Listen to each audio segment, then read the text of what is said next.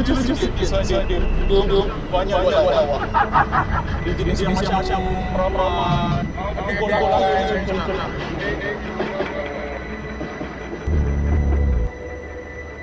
Malam sebelum pembunuhan si Tasha memang buat celebrate jadi Hard Rock Cafe tu.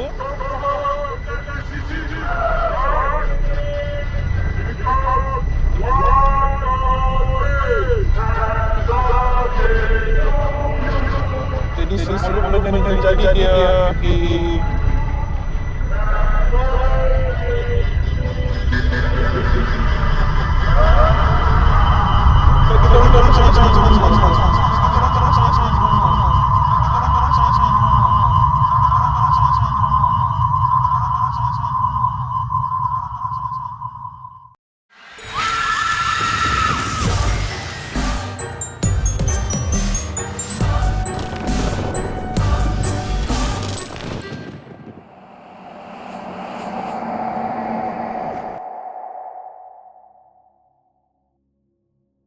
Salut Yann.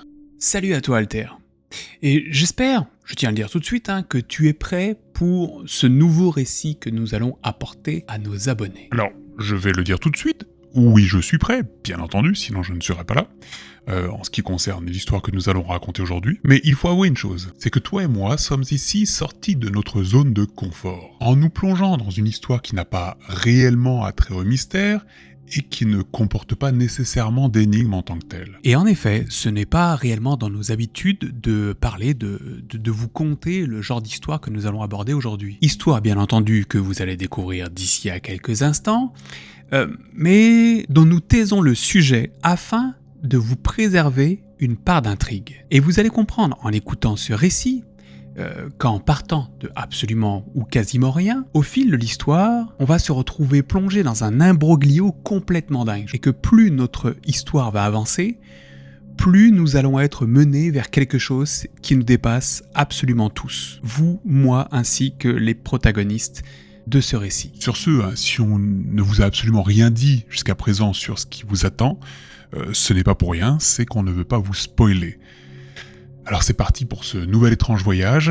Restez bien assis, accrochez-vous bien. Let's go.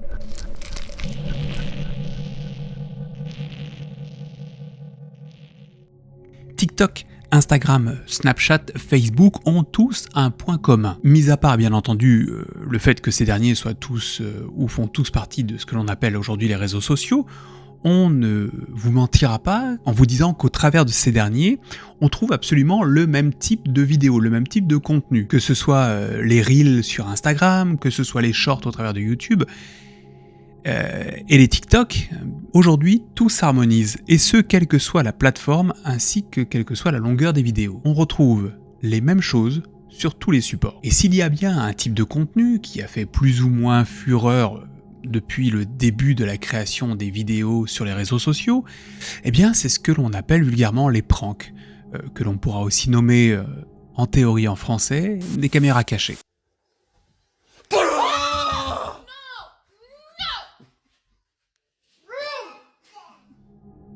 Et dans l'histoire que nous allons aborder aujourd'hui, tout va tourner autour des pranks. Mais surtout et essentiellement autour des acteurs et actrices de ces pranks. Et au fil de l'histoire, vous allez découvrir qu'en partant d'un simple recrutement pour un jeu, nous allons entrer petit à petit dans un monde dans lequel deux jeunes demoiselles n'auraient sans doute jamais voulu mettre les pieds si elles avaient su. Maintenant que vous savez, vous et nous, où nous allons démarrer notre histoire, eh bien entamons la première phase.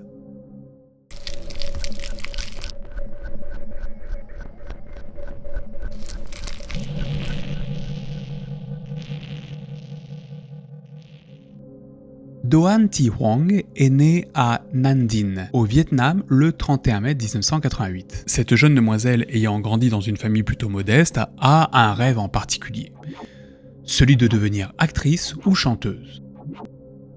Lorsqu'on lui demande par exemple quel est son métier, sa réponse est assez directe. Actrice, et rien d'autre. Même si, hélas pour elle, dans les faits, ce n'est pas tout à fait le cas. Car les choses ne se déroulent pas toujours comme prévu dans la vie. Et ce n'est pas en tant qu'actrice qu'elle va se lancer dans la vie active, mais plutôt en tant que serveuse. Toutefois, il faut ajouter qu'à côté de son travail, elle réussira à faire quelques petits photoshoots en tant que modèle, et elle ira même jusqu'à participer au Vietnam Idol. And she even took part in the Vietnam Idol.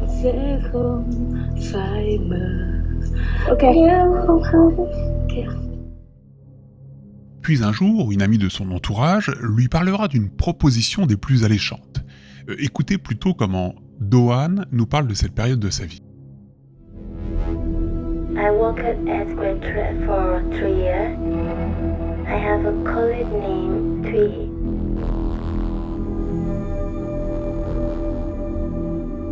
In early December 2016, she called my cell phone. She said, do you want working for a company about short movie or funny video? Content shop, hey, but we are waiting here. I come alone and I saw Thuy and a guy sitting near the counter bar. I asked him, what's your name? And he answered me in Vietnamese language. Call me Mr. White. He explained about a funny video. He asked me how much I want for a month. I feel shy, but I say I want $1,000. He told me his boss can pay for the funny video. Voilà un emploi des plus intéressants. Alors, on va quand même se le dire, c'est peut-être pas la meilleure porte d'entrée lorsque l'on souhaite pénétrer dans le monde de l'acting, mais c'est une porte d'entrée comme une autre. Ainsi, Do-han acceptera la proposition et se lancera dans la création de vidéos prank aux côtés de cet étrange personnage nommé Monsieur Y. Do-han va alors commencer à toucher de l'argent et vivra dans un luxe auquel elle n'aurait jamais eu accès sans cela. Et mon cher Alter, est-ce qu'on sait à ce moment-là de l'histoire, qui vient tout juste de commencer, qui est ce Monsieur Y? Que fait-il? D'où vient-il? Eh bien, Monsieur Y est, selon les dires de Do-han, d'origine coréenne. Mais il parle plutôt très bien le vietnamien, et n'a ainsi aucun problème à communiquer avec sa nouvelle recrue. Lorsqu'elle accepta l'emploi, Monsieur Y devint automatiquement son manager attitré. Et ce dernier, il faut l'avouer, n'hésitera pas à lui offrir quelques menus cadeaux et à l'emmener dans des sorties qu'elle n'aurait jamais pu se payer auparavant en jouant de son côté à un rôle de séducteur. Sur ces images, on les voit tous les deux en train de passer du bon temps à l'aquarium de Hanoï, où Monsieur Y a emmené Do-han. On pourra même apercevoir ici Monsieur Y en personne. Puis on pourra ensuite l'entendre de vive voix ici. Em chụp ảnh đi, để anh chụp một cái. Cho đi kịch. Đi nữa, quay hết xong rồi đi ra quay ra. Để anh chụp cho một cái.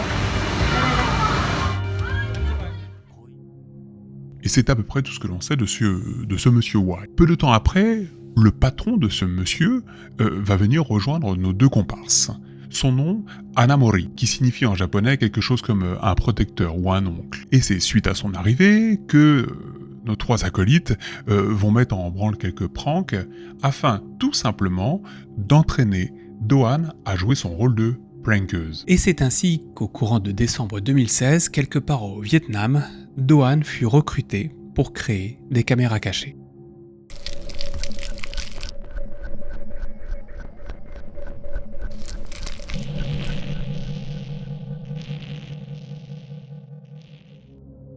Siti Aicia est une autre jeune demoiselle, sur laquelle par contre nous possédons un peu moins d'informations à comparer à Do-han. On sait qu'elle est à peu près du même âge que cette dernière, sauf que contrairement à elle, elle ne vient pas du Vietnam, mais d'Indonésie. Par contre, elle n'a pas grandi elle dans une famille modeste, mais plutôt dans une famille pauvre. Et c'est au courant de l'année 2010, lorsqu'elle fut en âge de travailler, qu'elle décida de se rendre à Jakarta pour trouver un emploi, ce qu'elle fit puisqu'elle se mit à travailler dans une usine textile. Voici par ailleurs son témoignage sur cette partie de sa vie. Di sini waktu kecil saya keluarga saya rasanya tidak mampu, saya pun sebab saya ingin membantu keluarga saya. Jadi saya kenapa ke Jakarta, saya dapat kerja di toko baju ya. Karena itu nikah sama yang punya konveksi itu. Terus saya melahirkan anak saya umur 17 tahun. Saya suka jadi ibu. Tapi waktu kecil saya tuh banyak kerja. Nah orang tua lihat saya gimana gitu, ini anak kecil dari kampung. Di situ kerja dari jam 8 ya, jam setengah 8 gitu sampai kadang-kadang jam 12. Terus saya juga kan belum ada pengalaman kerja dulu gitu, tapi harus gitu kan. Terus saya 2012 saya pisahkan dengan suami saya. Hélas pour elle, en 2012, elle finira par divorcer. Et ne pouvant subvenir à ses besoins et à celles de son enfant, qui est par ailleurs parti vivre avec son père, elle prendra son envol pour se rendre à Kuala Lumpur, en Malaisie. Là-bas, elle a l'espoir d'y trouver un meilleur emploi. Kuala Lumpur lebih maju ya daripada kotanya itu lebih Jakarta itu. Waktu di Kuala Lumpur tuh kan saya kan boleh jalan-jalan kemana-mana gitu kan. Lihat orang gitu, fashionable di mall-mall gitu, terus nah dari situlah saya belajar, oh pengen cantik tuh berubah, akhirnya ya gitulah. Yang mula-mulanya ya gembira juga. On voit bien ici que dans le cas de Siti, les choses sont un peu plus difficiles que ce qu'a vécu Doan dans sa vie. Et malgré une sorte de bonheur apparent dans lequel Siti semble s'être délicatement plongé en Malaisie, les choses, au bout du compte, tournèrent au vinaigre. Car afin de pouvoir subvenir à un train de vie plutôt honorable, pour elle ainsi que pour ses parents, à qui elle envoyait de l'argent, pour qu'ils aient une meilleure vie, Siti dut s'adonner au pire en commençant à se prostituer. Puis un jour, elle fit la rencontre d'un chauffeur de taxi, John, dont voici le récit. Okay, aku starting for zero lah, starting buat okay. Satu malam saya jumpa itu punya orang di entrance. Dia bilang dia mau pergi di KLCC. Dia bilang dia James, dia berasal daripada Jepun. Dia mau mencari perempuan-perempuan yang boleh berlakon filem crime. Dia pun memberitahu aku, kalau kamu ada, hubungi aku. Pukul 3 klub tutup, perempuan-perempuan di situ akan keluar mencari customer. Di malam itu saya melihat Siti keseorangan di bawah sesudah. John terus dia pergi, kamu mau nggak katanya syuting.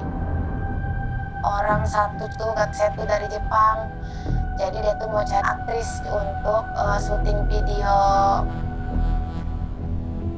Aku ramai menanyakan semua gadis-gadis di situ. Tapi hanya Siti satu orang saja yang boleh setuju.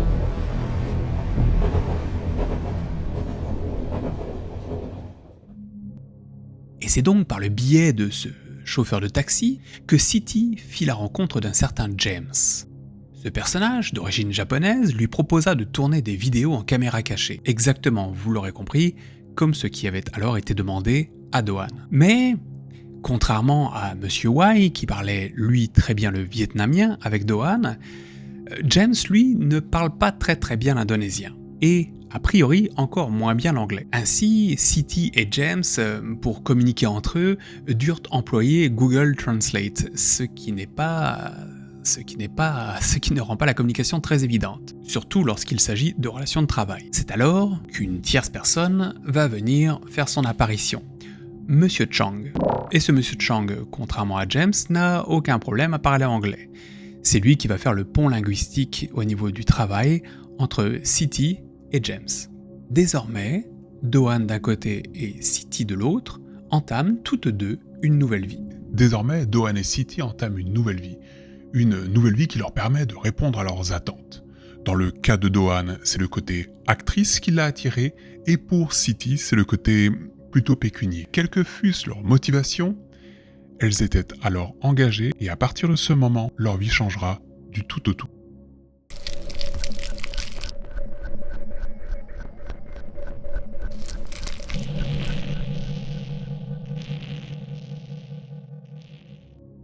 À partir de ce point dans cette histoire, vous, moi, nous savons désormais que Doan et Siti ont été engagés en tant qu'actrices pour acter dans des pranks. Et nous connaissons également 4 des acteurs qui gravitent autour d'elle. Nous avons Monsieur Y, recruteur de Doan, et son patron, Anna Mori, puis James, recruteur de Siti, et leur interlocuteur, Monsieur Chang.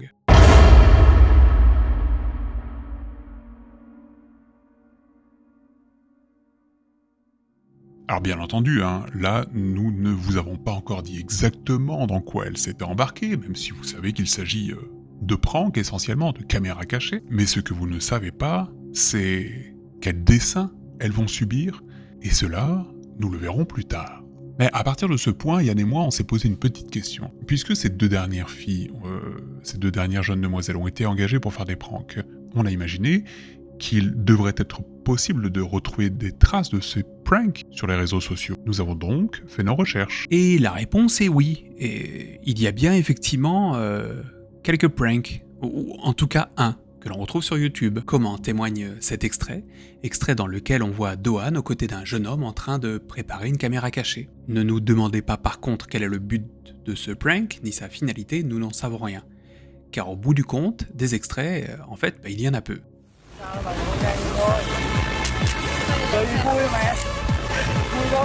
Si peu même que, comme on vous l'a dit plus tôt, le seul qu'on a retrouvé, c'est celui-ci. Mais dans une interview que Doan a donnée dans une émission japonaise Japan Forward, Doan expliquera que la plupart des pranks n'étaient pas filmés ou pas mis en ligne, car le but de ces derniers était avant tout d'entraîner les filles à jouer leur rôle.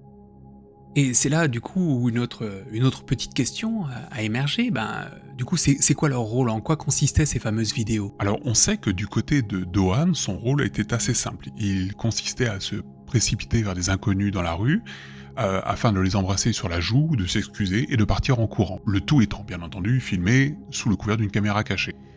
Mais il y a un hic. Ah, du coup, je me dois de te poser la question, mais lequel? Eh bien, Doan, de nature plutôt timide, malgré qu'elle souhaite être actrice et chanteuse, ne se sentait pas très à l'aise d'approcher des inconnus afin de les embrasser. Il fut alors décidé qu'au lieu de donner des bisous à des inconnus, Doan arriverait par derrière ces derniers, sans se faire entendre, leur mettrait les mains sur les yeux, avant de s'excuser, puis de partir en cours. Le principe est simple, un peu bébête, mais apparemment, au Japon, les gens sont friands de ça. Et il faut savoir qu'en parallèle, du côté de Siti, cette dernière s'adonnait au même exercice, sauf que elle n'a jamais eu à embrasser qui que ce soit, elle est directement passée au stade de s'entraîner, à arriver derrière les inconnus pour leur mettre les mains sur les yeux, s'excuser et partir. Comme vous pouvez le voir ici dans cet enregistrement pris à l'aéroport de Kuala Lumpur.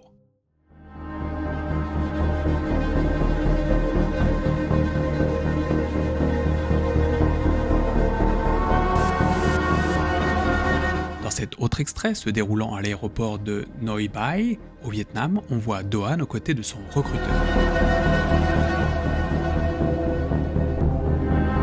Monsieur Y mettra dans la main de Doan de la mousse à raser et choisira une victime au hasard, ce monsieur. Puis, on voit ensuite Doan qui se précipite derrière l'inconnu avant de lui appliquer de la mousse sur le visage.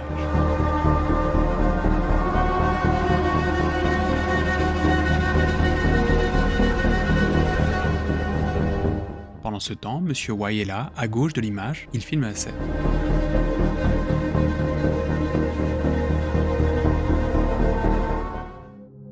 Doan et Siti vont s'entraîner ainsi durant plusieurs semaines afin d'améliorer leur acting, avant que toutes deux, chacune de leur côté, ne soient conviées pour une caméra cachée à l'aéroport de Kuala Lumpur. Et cette fois-ci, le prank allait être filmé, elles étaient fin prêtes, fini l'entraînement.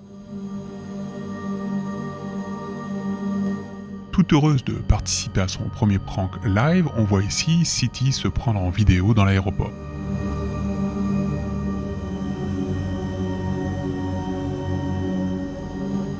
Tandis qu'au même moment, de son côté, on pouvait voir Doan arriver dans un hôtel non loin de l'aéroport, avec dans ses bras une énorme peluche offerte par Monsieur Y.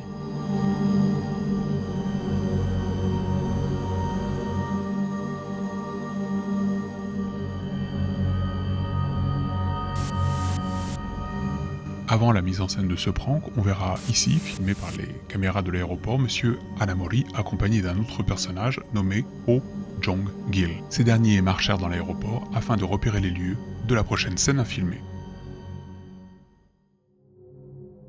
Nous voilà donc enfin arrivés au jour J, le jour de la grosse production, tout le monde est excité, ça va être super. Et sans même se connaître, Do-han et Siti vont acter pour la même production en caméra cachée, tout est en place.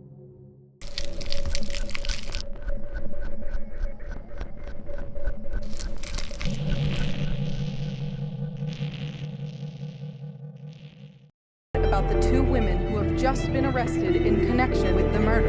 Attacked by two female assassins with poison. A cold-blooded execution, straight from a spy movie, local media reports Two say. femme fatale killers poisoning a mysterious political figure with a chemical weapon. We are back with an apparent assassination brazenly carried out at an international airport. Police in Malaysia told Reuters on Tuesday an unidentified North Korean man had died en route to hospital from Kuala Lumpur Airport on Monday. And security footage from Kuala Lumpur International Airport shows he's a suspected killer. And reports say he was attacked by two unidentified women on Monday.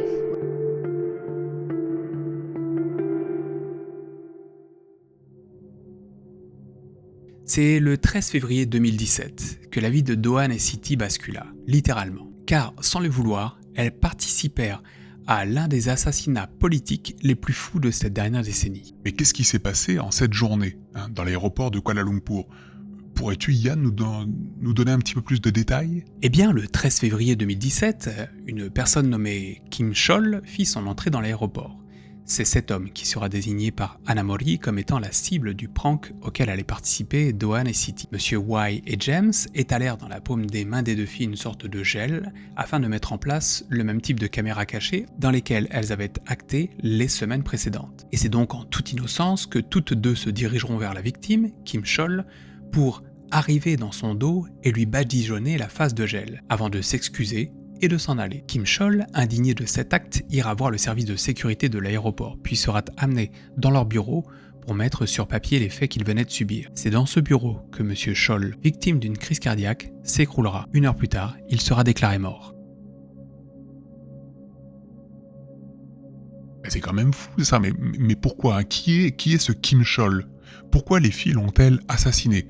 Beaucoup de questions résonnent soudainement dans nos têtes. Eh bien, ce fameux Kim Chol qui fut assassiné en cette journée, c'est pas n'importe qui, puisqu'en fait, il s'agit du demi-frère de Kim Jong-un. Kim Jong-un, le dictateur le plus connu au monde. Celui qui, de sa main de fer, dirige tout un peuple en se faisant passer, ni plus ni moins que pour un dieu.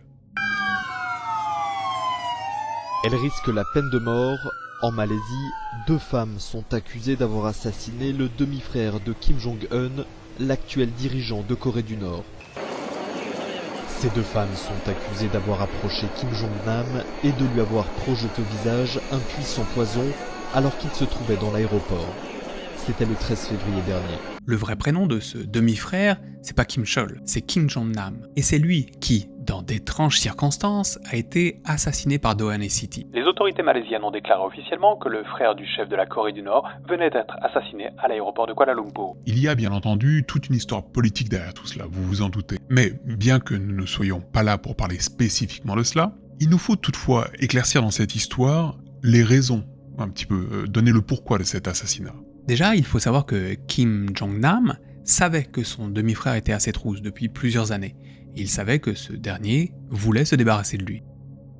Kim Jong-nam, at one point, was the favorite son of Kim Jong-il, the former leader of North Korea. He has been known as a potential rival for Kim Jong-un.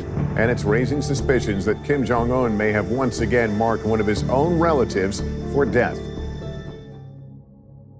Tout cela, au bout du compte, bien entendu, n'est qu'une histoire de pouvoir. Le père des 2 hommes, Kim Jong-il, a eu comme premier enfant Kim Jong-nam avec sa première femme, une actrice populaire de l'époque en Corée du Nord.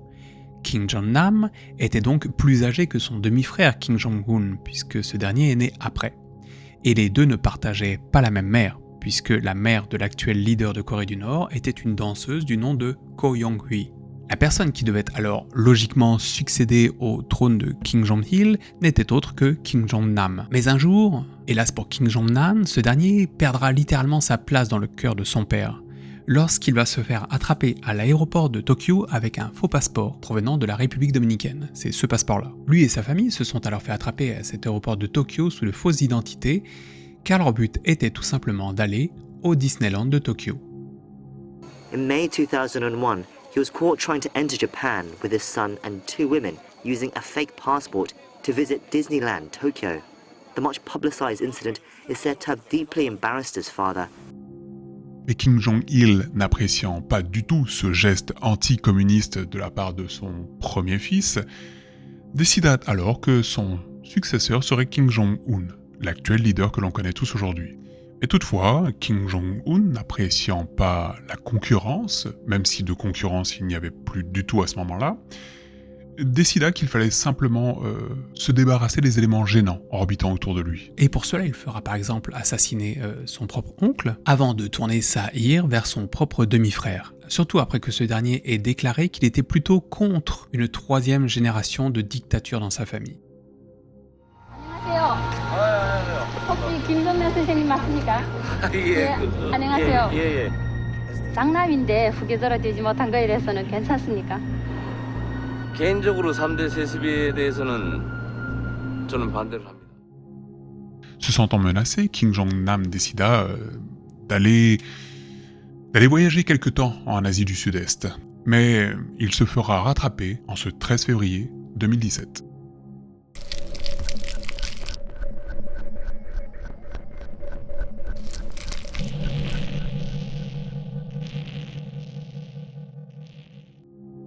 Cet assassinat a été sans conteste un scandale politique, autour duquel la Corée du Nord a beaucoup joué en jouant tout simplement la politique de l'autruche, comme d'habitude je dirais. Mais ce qui incrimina l'implication du leader de la Corée du Nord dans toute cette histoire n'est pas la présence de Do-han et de Siti sur les lieux du crime, puisque ces 2 dernières n'ont en fait et au bout du compte qu'étaient l'objet de manipulation. Mais c'est plutôt toutes les autres personnes qui ont gravité autour d'elles. Jusqu'à présent, nous connaissions 4 d'entre elles. James, Monsieur Wai, Monsieur Chang et Anna Mori. Mais d'autres personnes ont été identifiées dans cette affaire, comme ce fameux Monsieur Ho Jong-jil qu'on vous avait montré un petit peu plus tôt dans cet extrait.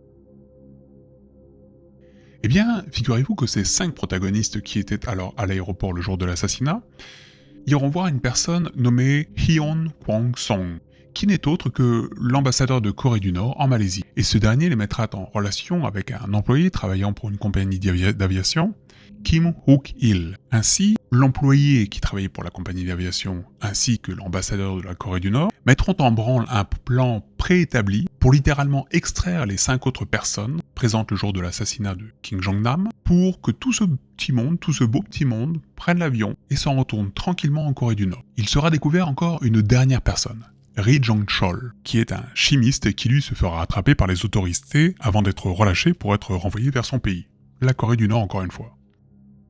At Beijing's airport Friday as North Korean Ri Jong-chol made his way through the crowd. Ri was released and then deported by Malaysian authorities after being held as a suspect in the murder of North Korean leader Kim Jong-un's estranged half-brother. 없이 고달프고 힘들었습니다. 그러나 나는 견뎌야 된다. 네놈들이 감히 우리 공화국의 존엄을 헛죽겠다고 하는데 공화국의 국민인 내가 거기에 발을 맞출 수 있냐?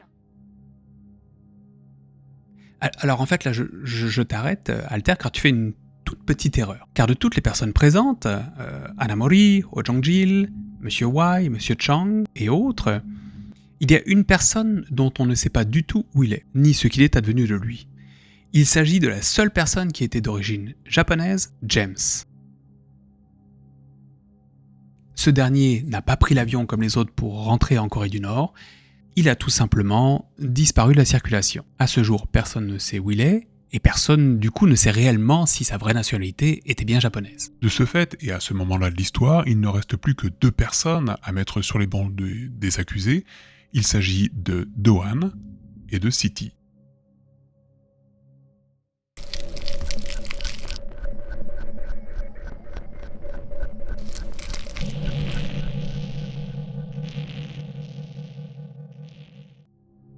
Il est clair qu'à ce moment-là de l'histoire, au sein de l'enquête qui est menée, Do-han et Siti sont les deux seuls protagonistes à pouvoir être accusés. Et bien que nous sachions, vous et nous, qu'elles sont innocentes, il reste un faisceau de suspicions tournant autour d'elles.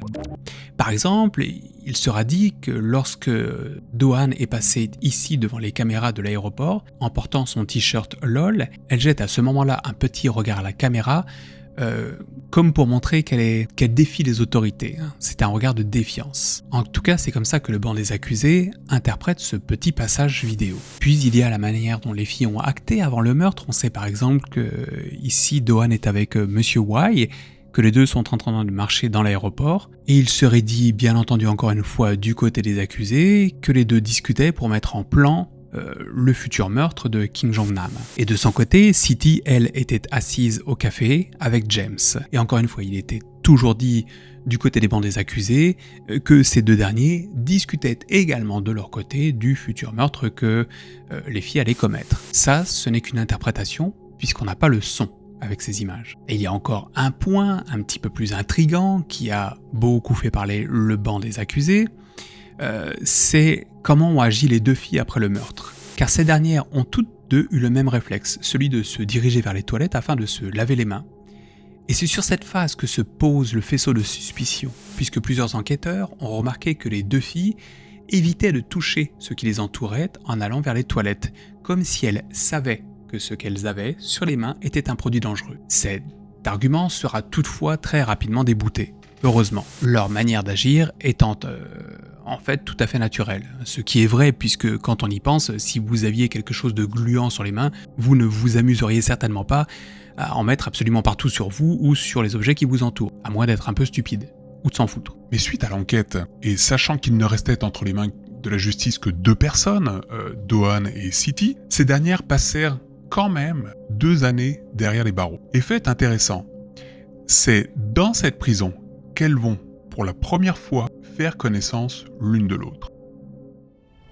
Dengan Do-han, waktu pertama saya masuk, dia tuh pernah ditanya sama polisi Malaysia itu, kamu tuh di Vietnam dari mana? Dia bilang tuh Hanoi.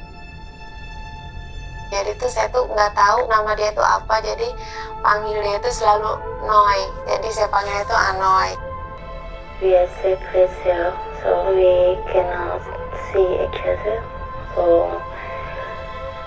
we must call louder to hear.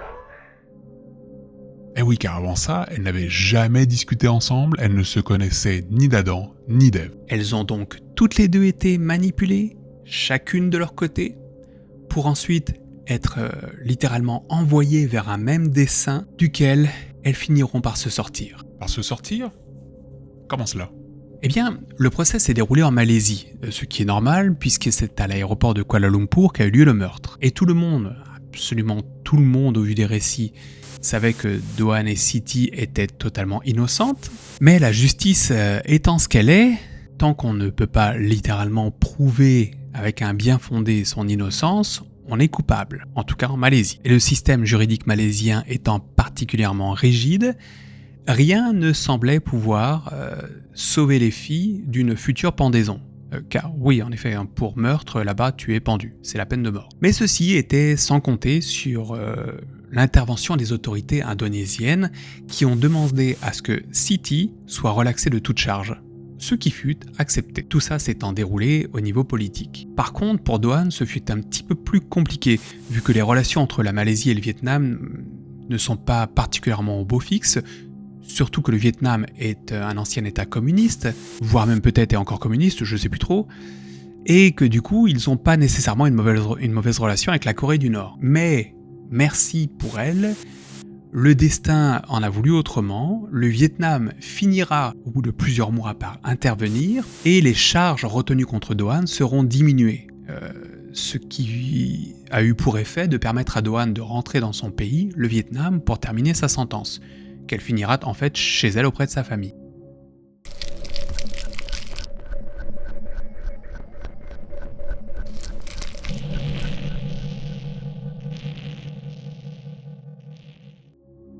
Et il reste un petit point de conclusion dans cette histoire dont nous n'avons pas encore parlé. Il s'agit du produit qui a permis d'assassiner Kim Jong-nam. Ce produit n'est pas n'importe lequel, car il s'agit du VX, un puissant neurotoxique dont parle assez bien le youtubeur le Dr Nozman dans cet extrait.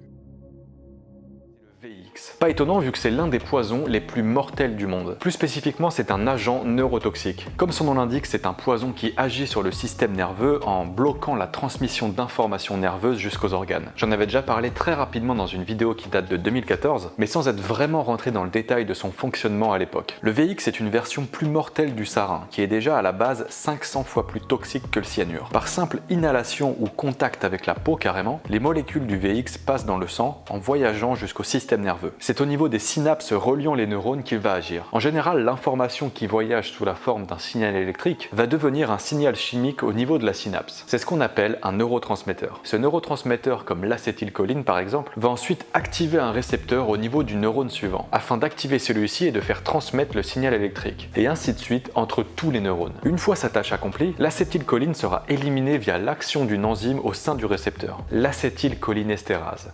C'est un nom un peu bourrin, mais c'est normal. Le VX, tout comme le sarin, va perturber le fonctionnement de cette enzyme en se liant à elle, l'empêchant alors de remplir son rôle. L'acétylcholine, faute de pouvoir être éliminée, va s'accumuler au niveau de la synapse et continuer à activer les récepteurs. Du coup, quasiment tous les nerfs se retrouvent affectés, et c'est ton corps entier qui commence à déconner, en augmentant notamment la production de sécrétions comme la salive, les larmes, la sueur, etc. Puis arrivent les convulsions, la paralysie respiratoire et enfin la mort. Alors par contre, il y a juste un tout petit détail sur lequel je vais personnellement revenir, c'est que le Dr Nozman n'a pas tout à fait raison lorsqu'il dit que le produit pénètre au travers de la peau. On voit bien sur les vidéos que les filles ont appliqué le produit directement sur les yeux de la victime. Pourquoi ? Parce que le gel rempli de produits qu'elles avaient sur les mains ne passait pas au travers de leur peau.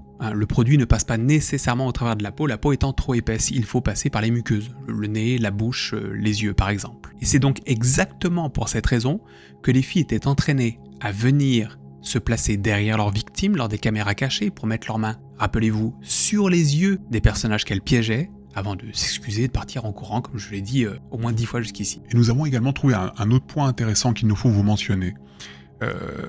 Et cela concerne la raison du meurtre de Kim Jong-nam. Nous vous avons expliqué en gros que tout cela était avant tout une histoire de succession, mais il se pourrait que tout cela soit également une histoire d'espionnage. Il serait dit, en effet, que quelques jours avant son assassinat, Kim Jong-nam se trouvait à Langkawi, une petite île de la Malaisie où il aurait eu un rendez-vous avec un agent de la CIA dont, bien entendu, on ne connaît ni le nom ni l'identité. Par cet acte, et si cela s'avère vrai, eh bien ça voulait tout simplement dire que Kim Jong-nam n'était autre qu'un agent double, ce qui, par extension, aurait été l'excuse primaire de son exécution par des agents de son pays d'origine. Enfin, et pour terminer, écoutez bien ce témoignage proposé par Japan Forward, qui ont eu accès à un ancien agent de la Corée du Nord ayant fui son pays et qui aurait travaillé dans cette histoire.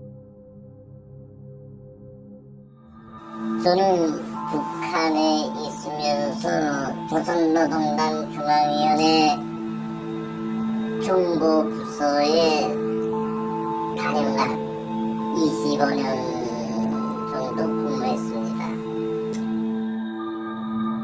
김정남氏暗殺に関わった工作員が所属するとみられる組織の結成に関わった人物だ。その彼に犯行の映像を確認してもらうと。